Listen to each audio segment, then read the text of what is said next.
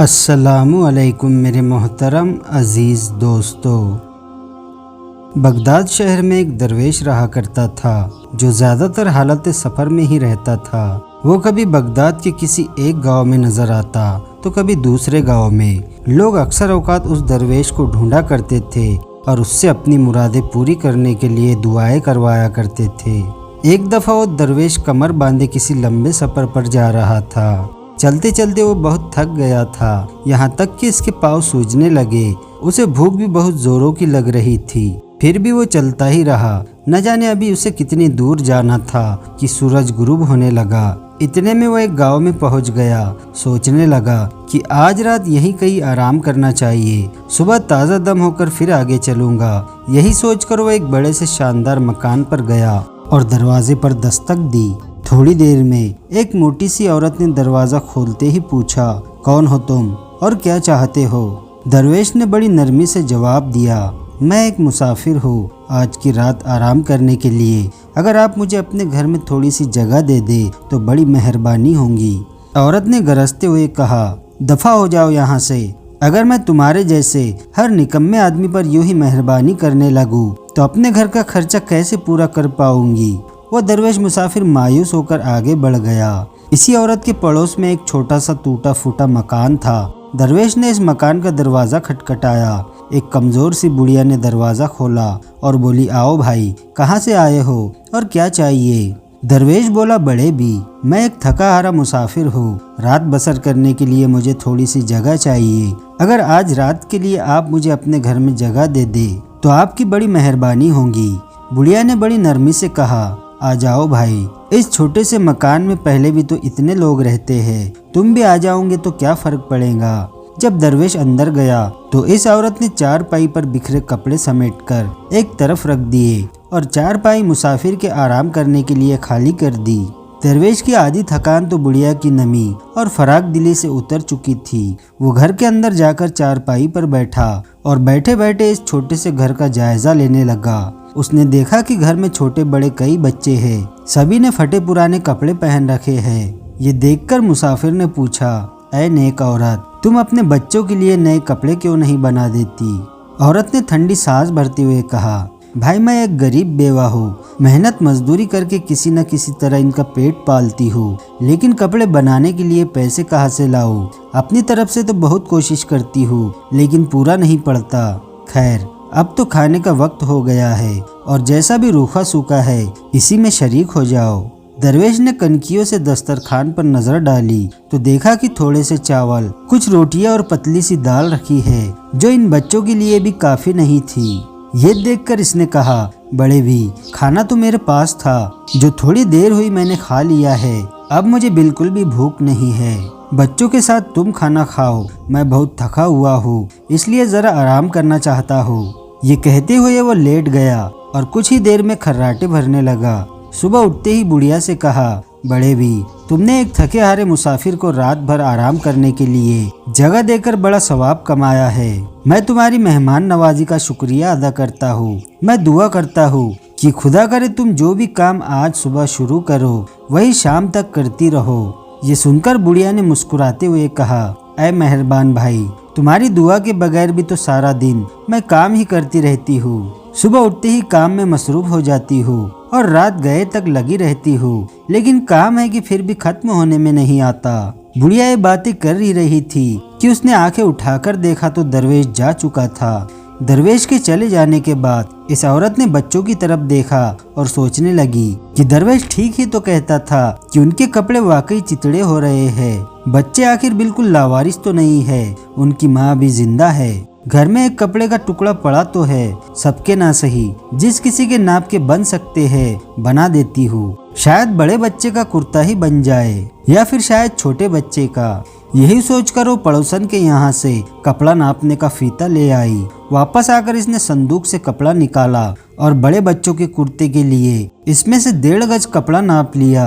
ये देखकर वो बहुत हैरान हुई कि कपड़ा अभी भी उतना ही मौजूद था। इसने दूसरे बच्चे के कुर्ते के लिए भी कपड़ा नाप लिया, मगर कपड़ा फिर भी उतना ही था। इसके बाद वो सभी बच्चों के लिए कपड़ा नाप कर रखती गई।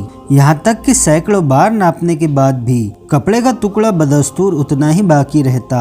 फर्श पर नपे हुए कपड़ों का ढेर लग गया, फिर भी वो कपड़ा खत्म होने में न आया। मगर जैसे ही सूरज गुरूब हुआ वो कपड़ा भी खत्म हो गया। और इसी वक्त किसी ने उसके दरवाजे पर दस्तक दी तो बुढ़िया दरवाजे की तरफ लपकी। दरवाजा खोलकर देखा तो पड़ोसन अपना फीता लेने वापस आई थी। उसे दरअसल फीते की तो कोई जरूरत नहीं थी, वो महज ये जानने के लिए बेचैन थी कि इस गरीब औरत के पास नापने के लिए ऐसी कौन सी चीज आ गई है जो अभी तक फीता वापस करने नहीं आई। अब जो उसने देखा तो उसकी आंखें खुली की खुली रह गई। सारे का सारा घर नए और अच्छे अच्छे कपड़ों से भरा पड़ा था। वो औरत हैरान होकर पूछने लगी, अरे बड़े भी, इतना सारा कपड़ा आज तुम्हारे पास कहाँ से आ गया? गरीब औरत ने जवाब दिया, अरे बहन, यही तो मैं खुद समझ नहीं पा रही। मेरे पास तो कपड़े का सिर्फ एक टुकड़ा पड़ा था, जिसे नापकर मैं ये जानना चाहती थी कि क्या इससे बड़े बच्चे का कुर्ता बन सकता है या नहीं। मगर इसी टुकड़े को नापते नापते शाम हो गई। तब कहीं जाकर वो कपड़े का टुकड़ा खत्म होने में आया। वो दरवेश मुसाफिर वाकई कोई अल्लाह वाला इंसान था, जिसने जाते जाते मुझे ये दुआ दी थी।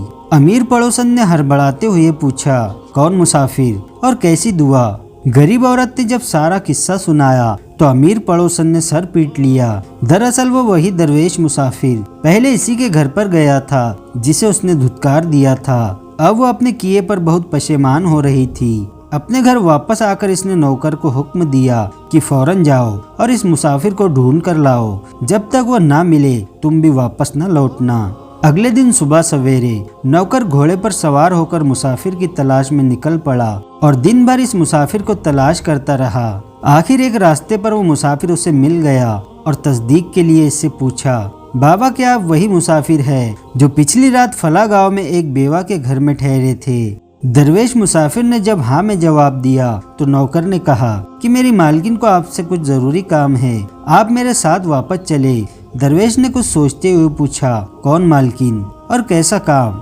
नौकर ने जब इसको अपनी मालकिन के बारे में बताया तो मुसाफिर ने इसके साथ चलने से इनकार कर दिया।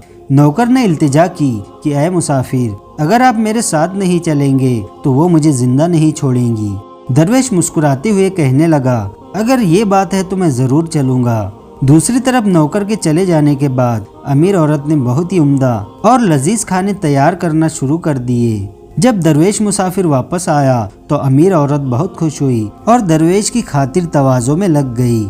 इसके आराम करने के लिए साफ सुथरा और नरम नरम बिस्तर बिछाया। दरवेश मुसाफिर 3-4 दिन तक वही ठहरा रहा। इस दौरान उस औरत ने उसे जाने के लिए तो नहीं कहा, अलबत्ता खाने पीने में हर रोज फर्क पड़ता गया। यहाँ तक कि चौथे दिन नाश्ते में चाय के साथ कुछ और खाने को न दिया। दरवेश मुसाफिर ने जब ये सूरत हाल देखी तो उसने वहाँ से चले जाना ही मुनासिब समझा और मालकिन को बुलाकर इजाज़त चाही। अमीर औरत ये सुनकर बहुत खुश हुई और मुसाफिर को मजीद रुकने के लिए भी न कहा। वो दरवेश को गांव से बाहर छोड़ने के लिए चली गई। दरवेश भी चुपचाप जा रहा था। अमीर औरत से रहा न गया और बोली, ऐ नेक मुसाफिर, क्या जाते जाते मुझे कोई दुआ नहीं दोगे?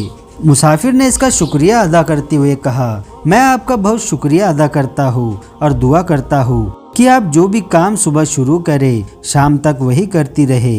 औरत की दिली तमन्ना पूरी हो गई। वो खुशी से मकान के अंदर आई और कपड़े का सबसे बढ़िया और बड़ा सा टुकड़ा संदूक से निकालकर सोचने लगी कि कितना लाजवाब कपड़ा है। अब मैं शाम तक इसी को नापती रहूंगी और कपड़ा खत्म होने में नहीं आएगा। इसी तरह से मेरे पास उम्दा कपड़े के कई थान जमा हो जाएंगे। सबसे पहले तो मैं अपने और अपने बेटी के लिए नए नए कपड़े तैयार करवाऊंगी और फालतू कपड़ों को बेचकर हजारों रुपए कमाऊंगी। इसने कपड़े को मेज पर रखा और कपड़े नापने का फीता लेने चली गई। इससे पहले कि वो फीते को हाथ लगाती उसे याद आया कि रात का बचा हुआ आटा रखा है, अगर यूं ही पड़ा रहा तो खट्टा हो जाएगा। क्यों न पहले नौकर के लिए रोटी पका दूं और फिर इत्मीनान से सारा दिन कपड़े नापती रहूंगी।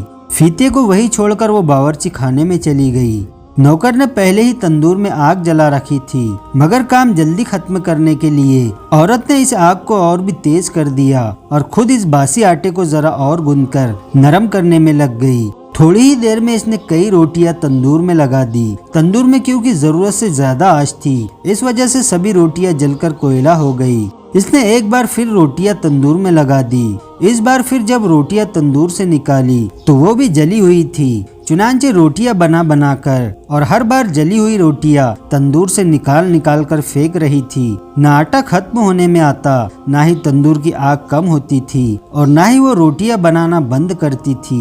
हालांकि वो थक कर चूर हो गई थी, फिर भी न जाने क्यों रोटियां बनाना बंद नहीं कर सकती थी। उसे यूं महसूस हो रहा था जैसे कोई ताकत उसे इस काम को जारी रखने पर मजबूर कर रही है। इसके हाथ तेजी से खुद ब खुद बहुत काम करते जा रहे थे। वो दिन भर रोटियां बनाकर जलाती रही। न सिर्फ बावर्ची खाने में बल्कि सहन में भी जली हुई रोटियां का ढेर लग गया। जैसे ही सूरज गुरूब हुआ, न सिर्फ बर्तन में आटा खत्म हो गया बल्कि तंदूर भी ठंडा पड़ गया। जली हुई रोटियों के ढेर के पास वो बैठी काफी देर तक मुसाफिर और उसकी दुआ को कोसती रही। तो दोस्तों, आज की वीडियो आपको कैसी लगी हमें कमेंट करके ज़रूर बताएं और वीडियो को लाइक और अपने दोस्तों के साथ शेयर ज़रूर करें।